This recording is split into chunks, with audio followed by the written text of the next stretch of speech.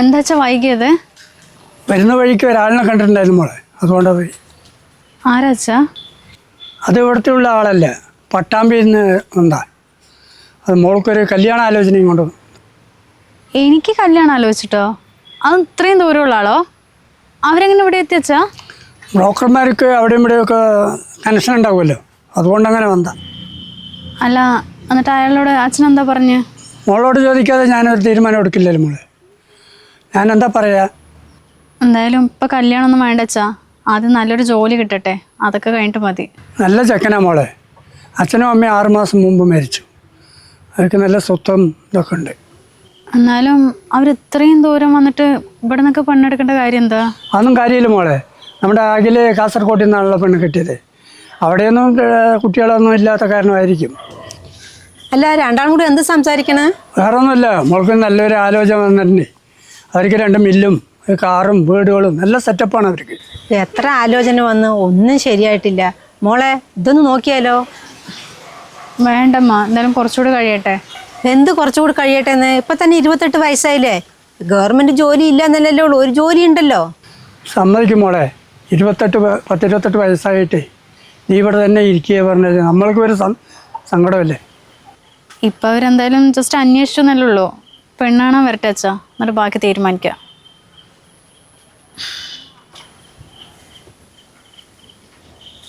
നിങ്ങളെ ഇപ്പം തന്നെ അവനെ വിളിച്ചു പറയും.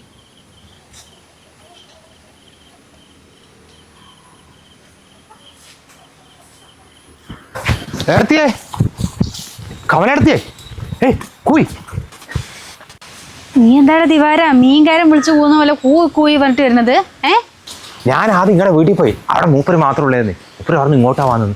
കുറേ നേരം ഉണ്ട് ബെല്ലടിക്കുന്നത്. പിന്നെ ഇവിടെ രമേശനെ ഒരു കുട്ടി ശരിയാക്കിയിട്ടുണ്ട്. അങ്ങ് പാലക്കാട് നിന്ന് ഉള്ളോട്ട് അങ്ങ് പോയി, കല്ലേപ്പുള്ളി പറഞ്ഞ സ്ഥലത്താണ്. ആ കൂടി ഒരു അച്ഛനും അമ്മയേ ഉള്ളൂ, അന്വേഷിക്കാൻ വേറെ ആരും ഇല്ല. എന്നിട്ട് അവരെന്താ പറഞ്ഞേ? ഓക്കെ പറഞ്ഞാ? ചെക്കനെയും കൂട്ടരൊന്നും കാണാണ്ട് അവർ ഓക്കെ എന്ന് പറയില്ലല്ലോ. ഇതിപ്പോൾ കുറേ ദിവസം കൊണ്ട് ഞാനിപ്പോൾ ഇതിൻ്റെ ബാക്കിൽ നടക്കുന്നേ. അപ്പോൾ ഏതോ ഒരു ബൈക്കിൽ ഞാൻ അവിടെ എത്തിപ്പെട്ടതാ. അങ്ങനെ പെണ്ണിൻ്റെ അച്ഛനെ നേരിട്ട് പോയി കണ്ട് കാര്യങ്ങളൊക്കെ പറഞ്ഞ്, അപ്പം പിന്നെ പറയാന്ന് പറഞ്ഞാൽ മൂപ്പരെ പോയിട്ടേ വീട്ടുകാരോടൊക്കെ സംസാരിച്ചിട്ട് കുറച്ച് നേരത്തെ എൻ്റെ മൊബൈലിലേക്ക് വിളിക്കുന്നു ഇങ്ങോട്ട് വന്നോന്ന്. അതിൻ്റെ അർത്ഥം എന്താ? ഓക്കെ തന്നെയല്ലേ?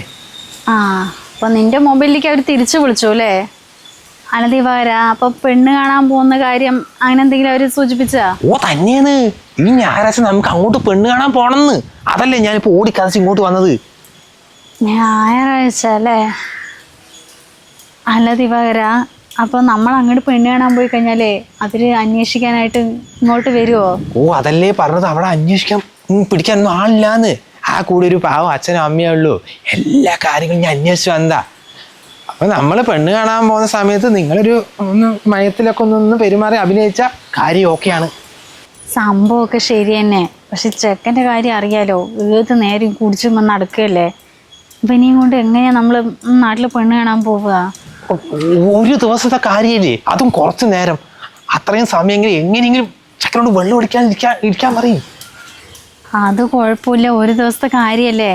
പക്ഷെ അതല്ല ദിവാകര, ഈ പെണ്ണ് കാണാൻ പോണതും കല്യാണം നോക്കുന്നതൊന്നും ഞാൻ അവൻ്റെ അടുത്ത് പറഞ്ഞിട്ടില്ലേ. അവനിപ്പോൾ എന്ത് പറയുന്നു ഉദ്ദേശിച്ചിട്ടാ. എന്നാലും വേണ്ടില്ല, ഞായറാഴ്ച അല്ലേ, ഞങ്ങൾ വരാം. അപ്പം ഞായറാഴ്ച ഉറപ്പിച്ചേ, ഞാൻ രാവിലെ തന്നെ ഇങ്ങോട്ട് വരും. ചെക്കനെ എങ്ങോട്ടും വിടല്ലേ. പിന്നെ പെണ്ണന്വേഷിക്കാൻ അങ്ങോട്ടും ഇങ്ങോട്ടും പോയ വഴിയിൽ എന്തെങ്കിലുമൊക്കെ ഉണ്ടെങ്കിൽ അന്ന് പോയ പോലെ മില്ലിപ്പയ്ക്കോ, ഞാൻ വിളിച്ചു പറയാം. പിന്നെ അന്നത്തെ പോലെ 2000 പോരെ, 4000 കൊടുക്കാൻ വിളിച്ചു പറയണേ. ഞാൻ ഇപ്പം തന്നെ പോവേ, വിളിക്കല്ലേ. പൈസൻ്റെ ആർത്തിയാണല്ലോ ചങ്ങായിക്ക്. സാരില്ല, ഇതുപോലത്തെ എണ്ണത്തിനെയല്ലേ നമുക്കും വേണ്ടത്. എടാ, നീ രാവിലെ മില്ലി പോണ കൊണ്ട് പോയതാണല്ലോ, എന്നിട്ട് അവിടെ എന്താ ഇല്ലാത്തത്? ഇപ്പൊ ഒരു ബ്രോക്കർ ഇവിടെ വന്നിട്ടുണ്ടായിരുന്നു. അപ്പൊ എൻ്റെ പൈസ ഇല്ലാണ്ടേ അവിടുന്ന് വാങ്ങിച്ചോ കൊണ്ട് അയച്ചായിരുന്നു. അപ്പൊ അയാളാ പറഞ്ഞ നീ അവിടെ ഇല്ലാന്നുള്ളത്. എന്നിട്ട് ഞാൻ വേറൊരുത്തൻ്റെ വാങ്ങിച്ച അയാൾക്ക് കൊടുത്തു. അല്ല, നീ എവിടെ? എന്താക്ക അവിടെ? ഞാൻ ടൗണിൽ പിള്ളേൻ്റെ കൂടെ അമ്മ. എന്താ കാര്യം പറയേ? എന്താ കാര്യം എന്നോ? എടാ, മില്ലും തുറന്നു വെച്ചിട്ട് നീ ടൗണിൽ പോയിരിക്കുക? നല്ല കച്ചവടമുള്ള സമയല്ലേ, പണിക്കാരനൊന്നും വിശ്വസിക്കാൻ കൊള്ളൂല.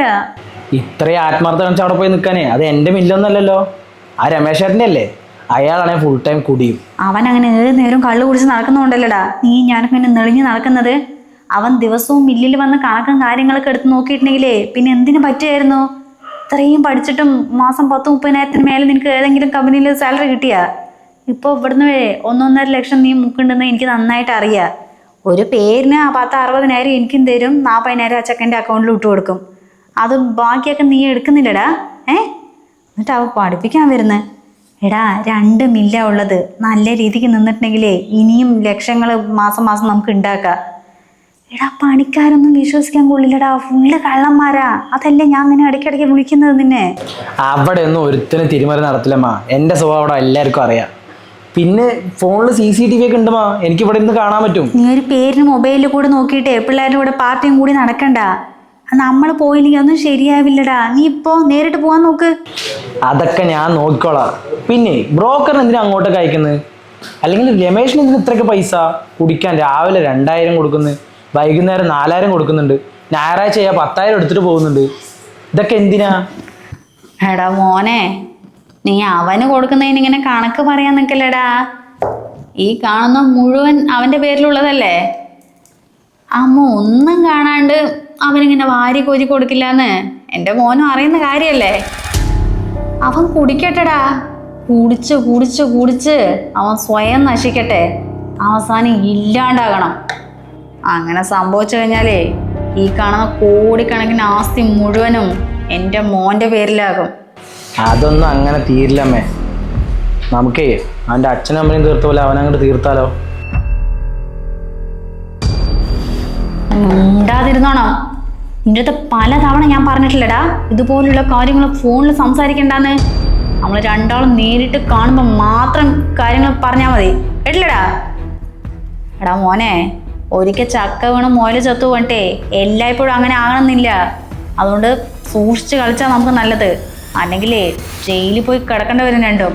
അല്ലമ്മേ, ഞാൻ ഒരു കാര്യം ചോദിക്കട്ടെ. നമ്മൾ അവനെ തീർക്കാനല്ലേ ശ്രമിക്കുന്നത്? അതിൻ്റെ ഇടയിൽ എന്തിനാ വേറൊരു പെണ്ണിനെയും കൂടി കൊണ്ടുവരുന്നത്? അവനോ കല്യാണത്തിന് താല്പര്യം, അമ്മയ്ക്ക് എന്താ? നിന്റെ അമ്മ ഒന്നും അറിയാണ്ട് ഇങ്ങനെ കളിക്കില്ലാന്ന് നിനക്ക് നന്നായിട്ട് അറിയാലോ. നമ്മുടെ നാട്ടുകാരെ നമ്മൾ വിചാരിക്കുന്ന പോലെയേ അല്ലടാ. അവന്മാർ തനി വിടക്കുകളാ. എന്തെങ്കിലും ഒരു തുമ്പ് കിട്ടിയിട്ടുണ്ടെങ്കിലേ അതിനെ കുത്തിപ്പൊക്കി അവസാനം വലിയ കേസാക്കും. അന്ന് എന്തോ ഒരു ഭാഗ്യത്തിന് രക്ഷപ്പെട്ടതാ. ഇനിയിപ്പോൾ ഒരു അന്വേഷണം കൂടി വന്നിട്ടുണ്ടെങ്കിലുണ്ടല്ലോ രണ്ടും ജയിലിൽ കിടക്കേണ്ടി വരും. അല്ലെങ്കിൽ തന്നെ ഈ നാട്ടുകാർ തണ്ടുകളുടെ ചില സംസാരമുണ്ട്. അമ്മയും അവനും കൂടി ആ മറ്റവനെ പറ്റിച്ചിട്ടേ ഉള്ള സ്വത്ത് മുഴുവൻ കൈക്കലാക്കാനുള്ള പ്ലാനാണ്. അതാണ് അവനെ കെട്ടിച്ചു കൊടുക്കാത്തതെന്നൊക്കെ. നിനക്കും പ്രായമായി വരികയല്ലടാ. അവൻ നിനക്ക് ഈ കല്യാണം കഴിപ്പിച്ച് അയക്കാൻ പറ്റുമോ?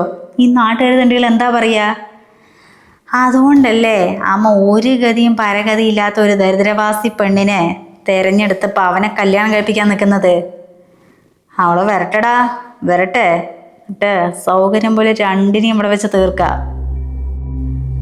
ഇനിയിപ്പോൾ എന്തെങ്കിലും പ്രശ്നം വന്നാൽ തന്നെ പൈസയ്ക്ക് വേണ്ടി ഈ ദരിദ്രവാസി പെണ്ണ് അവനെ കൊന്നൂന്നാക്കും. അല്ലെങ്കിൽ പിന്നെ അവൻ കുടിച്ച് ബോധമില്ലാണ്ട് ഇവളിനെയും തീർത്ത് അവൻ അവസാനം ആത്മഹത്യ ചെയ്തൊന്നും വരെ അമ്മ വരുത്തി തീർക്കും. അങ്ങനെയുള്ള പല പ്ലാനുകളും എൻ്റെ അമ്മ ചിന്തിച്ചു കൂട്ടേണ്ടത്. എന്തായാലും അവൾ ഇങ്ങോട്ട് വരുന്നതേ ഇവിടുത്തെ രാജകുമാരിയായിട്ട് വാഴാനൊന്നുമല്ല. അത്രയും നീ മനസ്സിലാക്കിയാൽ മതി. ആമേ, അമ്മ എന്താ വെച്ചാൽ പറഞ്ഞാൽ മതി, ഞാൻ ചെയ്തോളാം. നീ ഒന്നും ചെയ്യണ്ട, അതൊക്കെ അമ്മ എന്താ വേണ്ട വെച്ചാൽ ചെയ്തോളാം.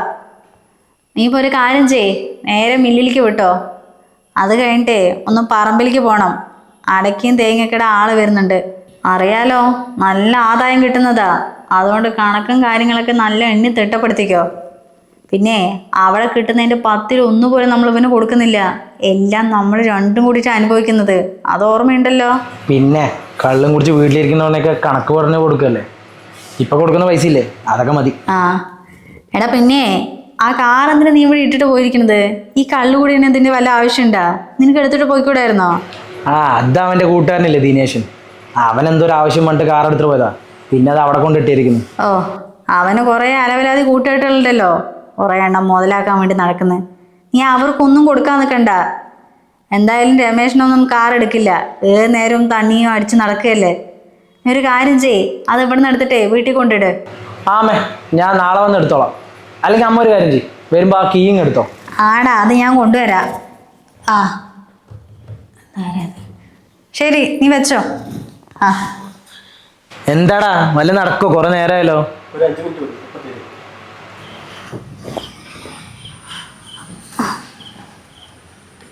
എന്താടാ മോനെ, നീ എന്താ നേരത്തെ വന്നിരിക്കുന്നത്?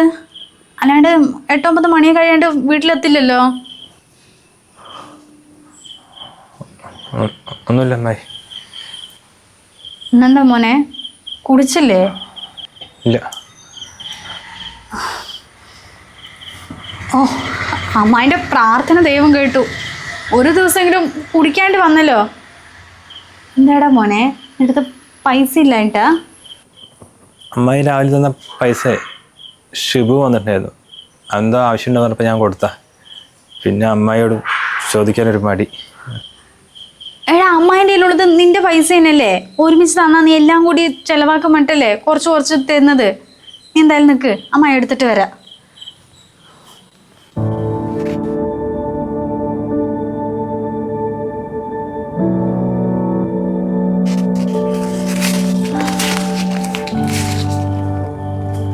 അവനങ്ങനെ ഒരു ദിവസം കുടിക്കാണ്ടിരുന്നാലേ പിന്നെ ചിലപ്പോൾ ശീലമായിട്ട് കുടിക്കാണ്ടിരിക്കും. അവൻ കുടിക്കട്ടെ, ഓടിച്ച് ഇല്ലാണ്ടാവട്ടെ. എന്നാ മോനെ നോക്ക്, അമ്മായി കുടിക്കാൻ വേണ്ടി തരികയല്ല കേട്ടാ. എൻ്റെ മോൻ്റെ പൈസ ഇല്ല പറഞ്ഞുകൊണ്ട് അമ്മായി തരിക. എന്തെങ്കിലും ഭക്ഷണമൊക്കെ കഴിക്കാനുണ്ടാവില്ലേ? എന്നാ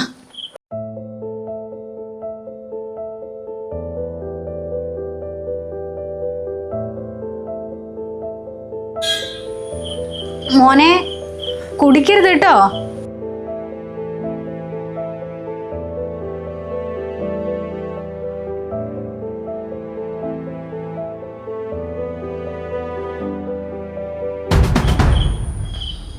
നീ അങ്ങനെ കുടിക്കാതിരിക്കണ്ടടാ, കുടിച്ച് നശിക്കേ. ഇതേ എൻ്റെ മോനും എനിക്കും കൂടി അനുഭവിക്കാനുള്ളതാ.